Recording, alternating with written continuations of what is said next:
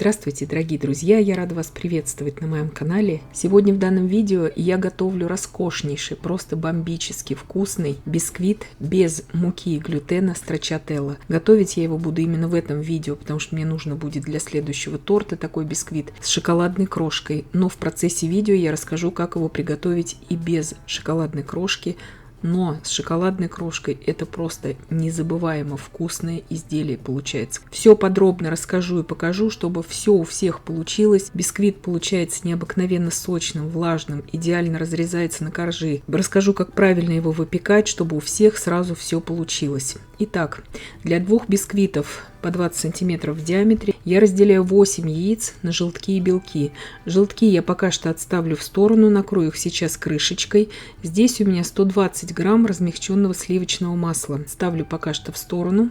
Здесь у меня 280 грамм молотого миндаля бланшированного, очищенного. И добавляю туда 40 грамм молотого миндаля неочищенного. Можно весь миндаль брать очищенный, я в процессе видео сейчас поясню это. Также добавляю туда 80 грамм кукурузного крахмала и 2 чайные ложки разрыхлителя без горки. Это примерно 4 грамма будет, не больше, пожалуйста. Все это перемешала, отставляю пока что в сторону. Сейчас в процессе видео буду пояснять по орехам, по всему. Здесь у меня 8 белков комнатной температуры. Добавляю к белкам 8 грамм ванильного сахара, обязательно щепотку соли. И от общего количества сахара 200 грамм я к белкам добавляю примерно половину. И взбиваю вот так вот минуты 3-4, у меня миксер 300 ватт, вот до такой меренги. То есть пики должны быть подрагивающие, не нужно взбивать эту меренгу в губку. То есть меренговая масса должна хорошо держать форму. Пик у нее тоже держится, слегка подрагивающий, но она не должна быть такой экстремально плотной. Здесь, в этом случае, этого не нужно. Здесь у меня 120 грамм размягченного сливочного масла. Оно не должно быть у вас жидким, то есть оно должно хорошо держать еще форму, но не быть таким холодным. Добавляю весь оставшийся сахар, то есть от 200 грамм, примерно половину. И взбиваю сейчас, примерно минуты 2. Добавляю туда сейчас все желтки. Добавляю прям один за одним, но потом взбивать еще буду минуты 4. Желтки с маслом.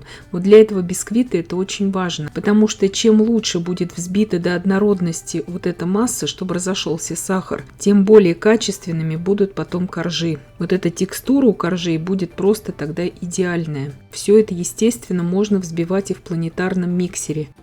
Показываю здесь ручным миксером, чтобы у всех сразу все получилось. Так, как вы видите, уже вот здесь вот у меня пару минут я повзбивала. Уже хорошо объединяется масса. Обязательно все собираем со стеночек миски. Сейчас взбиваю еще примерно минутку и добавляю туда сейчас 80 грамм, говорю в граммах, яичного ликера. Яичный ликер я готовила в предыдущем видео, то есть есть отдельное подробное видео на моем канале, как его приготовить. Вы можете покупной яичный ликер использовать. Если у вас нет яичного ликера и вы никак не захотите его приготовить, хотя здесь, конечно, идеальный результат будет именно с яичным ликером в этом бисквите, вы можете взять 20 грамм, говорю в граммах, водки или коньяка, не очень ароматного, и 60 миллилитров сливок для взбивания, жирных сливок. И добавить вот на этом этапе, как я добавила сейчас яичный ликер, добавить туда вот эту смесь коньяка и сливок. Но будет эффект все равно не тот. Вот сейчас смотрите, до какой пышности я уже взбила эту массу. С яичным ликером изумительный просто будет результат. Поэтому настоятельно советую приготовить хотя бы очень маленькую порцию, чтобы испечь вот этот вот корж. Это готовится, если в маленькой пропорции, оно готовится быстро. Ссылочка на видео по приготовлению яичного ликера сейчас появится у вас на экране в левом верхнем углу. И также в инфобоксе под видео я вам оставлю ссылочку на видео по приготовлению яичного ликера. И все можно приготовить. Добавляю сейчас всю сухую смесь и перемешиваю также миксером. Здесь не имеет смысла перемешивать это все лопаткой, потому что масса плотная, масса тяжелая будет, так и должно быть. То есть не нужно ждать легкости от этой массы вот на данном этапе. Итак, венчики нам больше не понадобятся. Я сейчас вмешиваю вот в эту достаточно вязкую, плотную массу все белки. На первом этапе, когда мы первую порцию белка вводим, перемешиваем очень основательно. Вот вмешиваем, чтобы вот эта ореховая масса, тяжелая достаточно, на данном этапе расшевелилась именно благодаря первой порции белка, чтобы потом последующий белок уже нам не осадить. Вот это очень важно. То есть промешайте ее хорошо на первом этапе, а потом уже вмешивайте так очень бережно. Сейчас я сразу хочу вам ответить на вопросы в комментариях по орехам.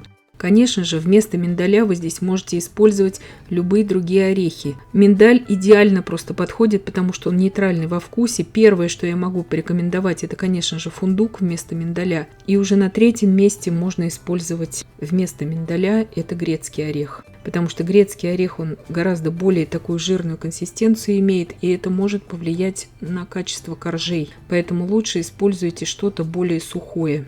Арахис я вообще здесь использовать не советую. Во-первых, арахис это даже не орех, это я просто объясняю здесь, отвечаю подробно сразу на вопросы в комментариях, чтобы уже мне на этом не останавливаться.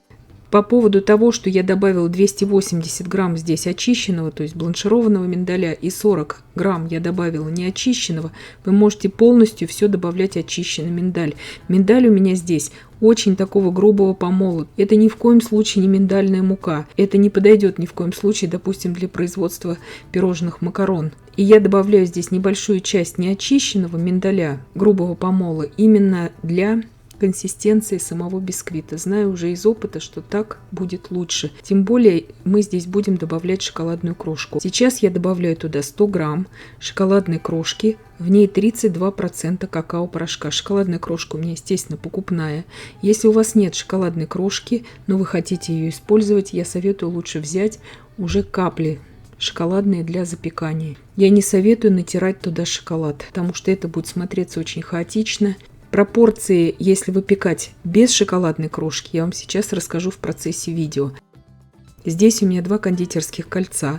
Я их застелила фольгой. Выставила я диаметр 20 сантиметров у каждой формы. Выпекать я буду сейчас с конвекцией эти коржи при температуре 165 градусов Цельсия. На режиме с конвекцией на среднем уровне в заранее разогретой духовке, в моей духовке 40 минут. Если у вас нет конвекции в духовке, вы можете выпекать при температуре 180 градусов Цельсия на режиме вверх-вниз без конвекции примерно 45 минут. Это все очень-очень индивидуально. Во время выпечки духовку не открываем. Спустя 40 минут, не раньше, проверяем деревянной шпажкой. Она должна выходить из бисквита сухая и чистая. Итак, коржи у меня испеклись. Вот такие они ровные получаются. Они хорошо поднялись. Больше они не поднимутся. Ждать от них какой-то чудесной пышности здесь не нужно. Это не на муке коржи. Крахмал здесь чувствоваться абсолютно не будет во вкусе.